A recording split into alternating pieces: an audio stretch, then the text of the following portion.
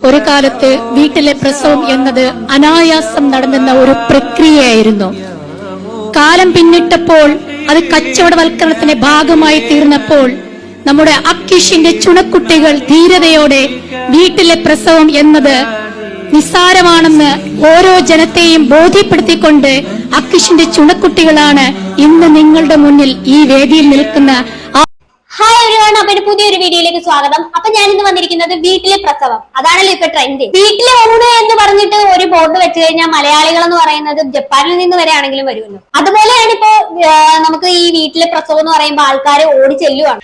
ഒരു നൊസ്റ്റാൾജിയ പോലെയാണ് ഇവര് വീട്ടിലെ പ്രസവത്തെ കാണുന്നത്. ശരിക്കും പറഞ്ഞാൽ വീട്ടിലെ പ്രസവം ഇപ്പൊ കുറെ പേർക്ക് ഭ്രാന്തായിരിക്കുകയാണ്. ഇവരെ സപ്പോർട്ട് ചെയ്യുന്നവരെന്ന് പറഞ്ഞാൽ ഒരുപാട് പേരുണ്ട് കേട്ടോ. അതിനെ കൈയടിച്ച് പ്രോത്സാഹിപ്പിക്കാൻ വരെ ഇപ്പൊ ആൾക്കാർ കൂടുതലാണ്. ശരിക്കും പറഞ്ഞാൽ ഇതൊരു പവിത്രമായ സംഭവം പോലെയാണ് വീട്ടിലെ പ്രസവത്തെ ഇപ്പൊ ആൾക്കാർ കാണുന്നത്. അതാണ് ഏറ്റവും വലിയ കോമഡി. എന്തോ വിപ്ലവം ഉണ്ടാക്കിയതുപോലെയാണ് ഇവരുടെ സംസാരം കേട്ടാൽ തോന്നുന്നത്. എന്തായാലും ഈ 21-ാം നൂറ്റാണ്ടിൽ ഇതുപോലുള്ള കോമഡി പീസുകളുടെ കൂടെയൊക്കെ ജീവിക്കുക എന്ന് പറഞ്ഞു കഴിഞ്ഞാൽ വലിയ കഷ്ടം തന്നെയാണ്. പറഞ്ഞിട്ട് കാര്യമില്ല, തലച്ചോറില്ലാത്തവരുടെ അടുത്ത് പറഞ്ഞിട്ട് എന്താ കാര്യം.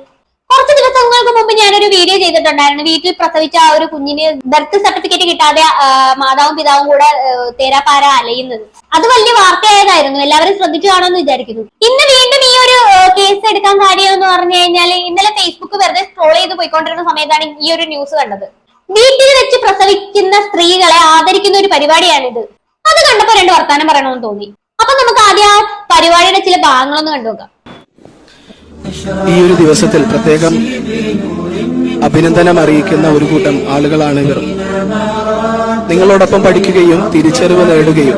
എന്ത് തിരിച്ചറിവ് നേടുകയെന്ന് ഉള്ള വകതിരിവ് കൂടി നഷ്ടപ്പെട്ട കുറെ പെണ്ണുങ്ങൾ, അങ്ങനെ വേണം ഇവരെയൊക്കെ പറയാനായിട്ട്. ശരിക്കും പറഞ്ഞാൽ ഒറ്റയടിക്കല്ലേ ഇവർ 1.5 നൂറ്റാണ്ട് പിന്നിലേക്ക് സഞ്ചരിച്ചത്. എന്തായാലും ഇപ്പോഴത്തെ സിനിമയിൽ പോലും ഇതുപോലുള്ള ട്രെയിൻ ട്രാവൽ കണ്ടിട്ടില്ല കേട്ടോ.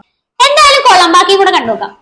അവർ സ്വതന്ത്രമായി അവരുടെ ഒരു തീരുമാനമെടുക്കുകയും പണ്ടുകാലത്തൊക്കെയും നടന്നതുപോലെ വളരെ സ്വസ്ഥമായ സന്തോഷകരമായ പുതുജീവനെ ഏറ്റെടുക്കുന്ന സുന്ദര മുഹൂർത്തത്തിന് സാക്ഷിയായ, അതിന് കാരണക്കാരായ ആളുകൾ നിങ്ങളോടൊപ്പം തന്നെ. എന്താ ഒരു വർണ്ണനല്ലേ, എന്തോ ഒരു വലിയ കാര്യം ചെയ്ത പോലെയാണ് ഇവരുടെ വർത്താനം കേട്ടാല്. പറയുന്നത് എന്താന്ന് വെച്ച് കഴിഞ്ഞാൽ, പണ്ടത്തെ ആളുകൾക്ക് വീട്ടിൽ പ്രസവിക്കാമെങ്കിൽ ഇപ്പോഴത്തെ പെണ്ണുങ്ങൾക്കും വീട്ടിൽ പ്രസവിച്ചുകൂടെ എന്ന്.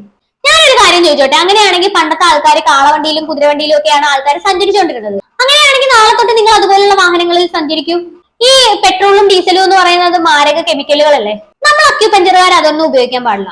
അതുകൊണ്ട് കാറും ബൈക്കും ഒക്കെ ഒഴിവാക്കി ഓരോ കാളവണ്ടിയും കുതിരവണ്ടിയും ഒക്കെ ഏർപ്പാട് ചെയ്യണം. അതുപോലെ തന്നെ വേറൊരു കോമഡി ഉണ്ട്. പണ്ടൊക്കെ പറമ്പിലൊക്കെ ആയിരുന്നു തൂറിയത്. ഓപ്പൺ എയറിൽ കാറ്റൊക്കെ കൊണ്ട് കൊതുകിന്റെ കടിയൊക്കെ കൊണ്ട് എന്താ ഒരു വൈബല്ലേ. ഇതൊക്കെ അല്ലാണ്ട് ഞാനിപ്പോ ഇവരോട് എന്താ പറയാ. പണ്ടത്തെ കാലത്ത് 10ഉം 15ഉം ഒക്കെ പ്രസവിച്ചിട്ടുണ്ടെങ്കിൽ അന്നത്തെ കാലത്തെ സാഹചര്യം അങ്ങനെയൊക്കെ ആയിരുന്നു. ഇന്നത്തെ പോലെ സൗകര്യമില്ലാത്തത് കൊണ്ടായിരുന്നു അന്ന് അങ്ങനെ നടന്നത്. ഞാൻ കഴിഞ്ഞ ഒരു വീഡിയോയിൽ കാണിച്ചിട്ടുണ്ടായിരുന്നു. അന്നത്തെ മരണ നിരക്കാണെങ്കിലും മാതൃമരണ നിരക്കാണെങ്കിലും കൂടുതലായിരുന്നു. ഇന്ന പല കുഞ്ഞുങ്ങൾക്കും വൈകല്യങ്ങൾ ഉണ്ടാവുമായിരുന്നു. പോഷകക്കുറവ് മൂലമുള്ള പ്രശ്നങ്ങളും ഉണ്ടാവുമായിരുന്നു. അതിൽ നിന്നൊക്കെ ഈ ഒരു കാലഘട്ടത്തിലേക്ക് എത്തിപ്പെട്ട് ഇത്രയും സൗകര്യങ്ങളൊക്കെ ഉള്ള ഈ ഒരു കാലത്ത് പഴമയുടെ ഓരോ കാര്യങ്ങളും പറഞ്ഞു പോകുന്നവരോട് എനിക്ക് പുച്ഛമാണ് തോന്നുന്നത്. പിന്നെ വേറൊരു കോമഡി എന്താന്ന് വെച്ചാൽ ഇവരുടെ പ്രസവം മാത്രമേ വീട്ടിലെടുക്കത്തുള്ളൂ. ബാക്കി എല്ലാ കാര്യത്തിനും അവര് ഹോസ്പിറ്റലിൽ തന്നെ പോകണം. സ്കാൻ ചെയ്യാനാണെങ്കിലും ബാക്കിയുള്ള ഓരോ കാര്യങ്ങൾക്കാണെങ്കിലും ഹോസ്പിറ്റലിൽ പോകണം. കുഞ്ഞിന് എന്തെങ്കിലും പ്രശ്നമുണ്ടോ അതോ അനക്കം ഉണ്ടോ എന്നൊക്കെ അറിയാനും, അതുപോലെ തന്നെ കുഞ്ഞിനെ എപ്പോഴാണ് പ്രസവിക്കുന്നതെന്നുള്ള ഡേറ്റ് അറിയാനും എല്ലാം ഹോസ്പിറ്റലിൽ പോകണം ഇവർക്ക്. അതിനൊക്കെ ഹോസ്പിറ്റൽ സൗകര്യങ്ങളൊക്കെ ഉപയോഗിക്കാം. പ്രസവിക്കാൻ നിൽക്കുമ്പോൾ മാത്രം അവർക്ക് ഹോസ്പിറ്റലിൽ അലർജി ആയിരിക്കും. ഒരു പ്രത്യേകതരം ജീവിതമാണ് ഇവരുടേത്. അതുപോലെ തന്നെ നാളെ ഓരോ ഓർഗൻ ട്രാൻസ്പ്ലാന്റ് അങ്ങനെ വല്ല എന്തെങ്കിലും വന്നു കഴിഞ്ഞാൽ ചിലപ്പോൾ ഇവർ യൂട്യൂബിൽ നോക്കിയിട്ട് ആ വീഡിയോ കണ്ടായിരിക്കും ഇവർ ചെയ്യുന്നത്. എന്തായാലും വിദ്യാർത്ഥി മനുഷ്യരുണ്ടല്ലോ എന്ന് ഓർക്കുമ്പോഴാണ്. ബാക്കിയോടെ കാണാം. വളരെ ഹൃദ്യമായി അത്തരം ആളുകളെ, നിങ്ങളുടെ ബാച്ചിൽ പഠിച്ച ആളുകളെ ഒന്ന് നമ്മളുടെ കൂട്ടത്തിലുള്ളവർക്ക് കാണാൻ വേണ്ടിയിട്ടൊന്ന് വിളിക്കുകയാണ്. ആ നിമിഷത്തിൽ വേദിയിൽ നമ്മളോടൊപ്പം ഇവിടെ വേണ്ടത് acu master Nusrath madam, acu master Seema Siddique, acu master Binsira madam, acu master Fauseena madam വളരെ ഹൃദ്യമായി വേദിയിലേക്ക് സ്വാഗതം ചെയ്യുകയാണ്.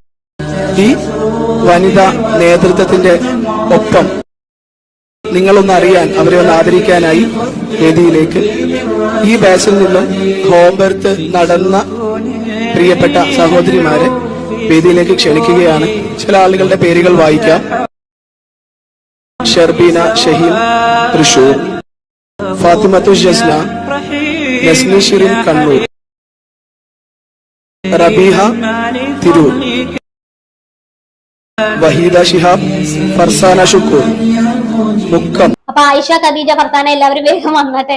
നിങ്ങളൊക്കെ ഇങ്ങനെ ഹോസ്പിറ്റലിൽ പോയി മരുന്നും കുത്തിവെച്ചൊക്കെ പ്രസവിച്ചോ? ഇവരെ കണ്ടില്ലേ ഈ വന്ന് നിൽക്കുന്നവരൊക്കെ? ഇവരൊക്കെ എന്ന് പറഞ്ഞാൽ സ്വന്തം വീട്ടിൽ സുഖകരമായി പ്രസവിച്ചവരാണ്. എന്താ ഒരു അച്ചീവ്മെന്റ് എന്ന് നോക്ക്. ആ ഓരോ സ്ത്രീകളുടെ മുഖത്തുള്ള ആ ഒരു പുഞ്ചിരി കണ്ടോ? ഒരു ആത്മവിശ്വാസം പോലെ. എന്റെ പൊന്നു സ്ത്രീകളെ, നിങ്ങളൊന്ന് ആലോചിച്ച് നോക്കുക. എന്തെങ്കിലും ഒരു അപകട സിറ്റുവേഷനിലൊക്കെ ഈ ഒരു വീട്ടിലുള്ള പ്രസവം എന്ന് പറയുമ്പോൾ എന്തെങ്കിലും ഒരു സിറ്റുവേഷൻ വന്നാൽ നിങ്ങൾ എന്ത് ചെയ്യും? ഭർത്താക്കന്മാർക്ക് ചിലപ്പോൾ ഇതൊക്കെ ഒരു ത്രില്ലായിരിക്കും. അവർക്ക് പ്രത്യേകിച്ച് കാര്യങ്ങളൊന്നും ഇല്ലല്ലോ. നിങ്ങൾക്കോ അല്ലെങ്കിൽ കുഞ്ഞിന് എന്തെങ്കിലും അപകടം പറ്റിയാലും ഒരു കുഴപ്പമില്ല. നിങ്ങൾക്ക് പറ്റിയാലും അവര് നിങ്ങളെ കബറടക്കി 4-ാം നാള് വേറെ കല്യാണം കഴിച്ച് അവരങ്ങ് പോകും. അത് നിങ്ങൾ മനസ്സിലാക്കിക്കോ. ഒന്നുമില്ലെങ്കിലും 8-9 മാസം നിങ്ങൾ ആ വയറ്റിൽ ആ കുഞ്ഞുങ്ങളെ ചുമന്ന് ഇത്രയും കാലം ചുമന്ന് നടന്നിട്ട് ആ കുഞ്ഞിനെ കുറിച്ചെങ്കിലും നിങ്ങൾക്ക് ഓർക്കാൻ വയ്യേ? നിങ്ങളുടെ പരീക്ഷണങ്ങൾക്ക് ഇട്ടുകൊടുക്കാനുള്ള എല്ലാ കുഞ്ഞുങ്ങളുടെ ജീവിതമൊന്നും നിങ്ങളൊന്ന് ഓർത്തു നോക്ക്. നിങ്ങളുടെ കുഞ്ഞ് ജനിച്ച ഉടനെ കരഞ്ഞില്ല എന്ന് വിചാരിക്കുക. അപ്പൊ നിങ്ങൾ എന്ത് ചെയ്യും? പ്രസവിച്ചു കഴിഞ്ഞ ഉടനെ തന്നെ കരഞ്ഞില്ലെങ്കിൽ ഭയങ്കര ഡേഞ്ചർ ആണ്. ഒരു 5 മിനിറ്റ് വൈകിയാൽ മതി, അപ്പൊ തന്നെ കാര്യങ്ങളൊക്കെ ഭയങ്കര കോംപ്ലിക്കേഷൻ ആവും. ഇതിനിടയിൽ കൃത്യമായ മെഡിക്കൽ സപ്പോർട്ട് നൽകാൻ കഴിഞ്ഞില്ലെങ്കിൽ ആ കുട്ടി ജീവിച്ചാൽ പോലും അതിന്റെ തലച്ചോറ് വളരില്ല.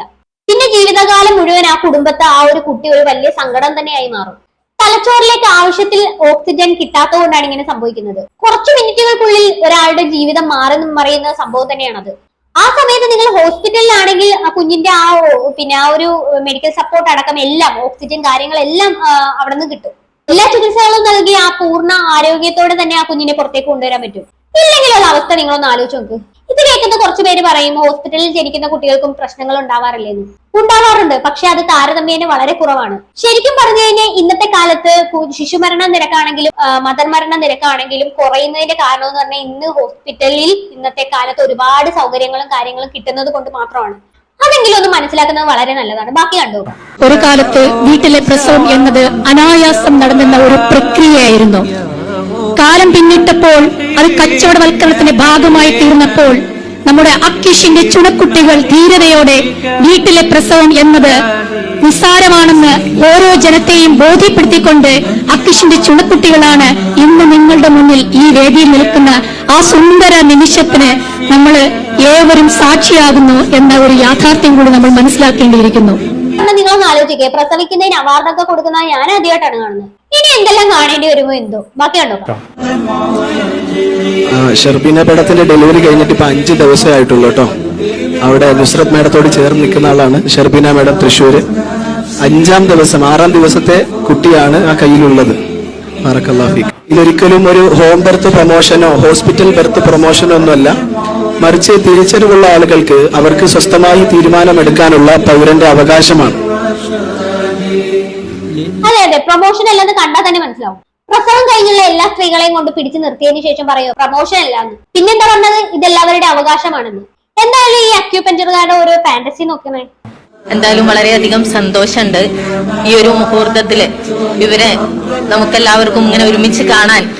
ഇനിയുമുണ്ട് അക്യൂഷിൽ ഒരുപാട് ആളുകൾ, അതായത് body never commit any mistake എന്ന് മനസ്സിലാക്കിയപ്പോ ഇത് പ്രകൃതിയാ നടക്കേണ്ട ആ ഒരു പ്രസവം എന്ന പ്രക്രിയയെ, പക്ഷെ ഇന്ന് നമുക്കറിയാലേ ഹോസ്പിറ്റലുകളിലും അല്ലാതെയൊക്കെ ഇതിന് വല്ലാണ്ട് ഒരു പേടിപ്പിക്കുന്ന ഒരു സംഭവമാണ് പ്രസവം എന്നുള്ളത്. അപ്പൊ ശരിക്കും ഇവരിന്ന് ധീര വനിതകൾ തന്നെയല്ലേ, ഈ സമൂഹത്തിൽ എല്ലാവർക്കും മാതൃകയാകാനുള്ളവർ തന്നെയാണ്. അതെ അതെ അതെ, എന്തുകൊണ്ടും മാതൃകയാക്കാൻ പറ്റിയ ധീര വനിതകൾ തന്നെ. 9 മാസം ബഹിരാകാശത്ത് സർവൈവ് ചെയ്ത ആ സുനിത വില്യംസിന് പോലും ഇല്ലാത്ത ധീരതയാണ് ഇവർക്കുള്ളത്. ഇത്രയും ഹൈപ്പ് പോലും ഇല്ല ആ സുനിത വില്യംസിന്. ഈ ഗർഭവും പ്രസവവും എന്ന് പറഞ്ഞ 2 ജീവനുകളെ കൈ പിടിച്ചുള്ള കളിയാണ്. നിങ്ങൾ എല്ലാവരും ചേർന്ന് ഇതൊക്കെ ഒരു കുട്ടിക്കളിയാക്കി മാറ്റുന്നത്. അത്രേ എനിക്ക് പറയാനുള്ളൂ. ഈ വീട്ടിൽ പ്രസവിക്കുന്ന സമയത്ത് എന്തെങ്കിലും ഒരു കോംപ്ലിക്കേഷൻ സംഭവിച്ചു കഴിഞ്ഞാൽ അപ്പോ ഈ അവാർഡ് തന്നവരൊന്നും കാണത്തില്ല. എല്ലാം ഒറ്റക്ക് നിങ്ങളും നിങ്ങളുടെ കുടുംബവും അനുഭവിക്കേണ്ടി വരും. എന്തായാലും ഇതൊന്ന് സ്വയം ചിന്തിച്ച് മനസ്സിലാക്കിയാൽ മതി. ശരിക്കും പറഞ്ഞു കഴിഞ്ഞാൽ ഇച്ചിരിയെങ്കിലും ബുദ്ധിയും വിവേകവും കാണിക്കണം. ഈ മൃഗങ്ങളൊക്കെ സ്വയം പ്രസവിക്കുന്നില്ലേ എന്ന് പറയുന്നത് പോലെ ഒന്നും ഇതിനെ കാണരുത്. അപ്പൊ എന്തായാലും എനിക്ക് ഇതിൽ കൂടുതലൊന്നും പറയാനില്ല. എന്താ ഇത് കേട്ടിട്ട് നിങ്ങൾക്ക് തോന്നുന്നതെന്ന് വെച്ചാൽ താഴെ കമന്റ് ബോക്സിൽ കമന്റ് ചെയ്യുക. അടുത്തൊരു വീഡിയോ കാണാം. അതുവരെ ബൈ ബൈ.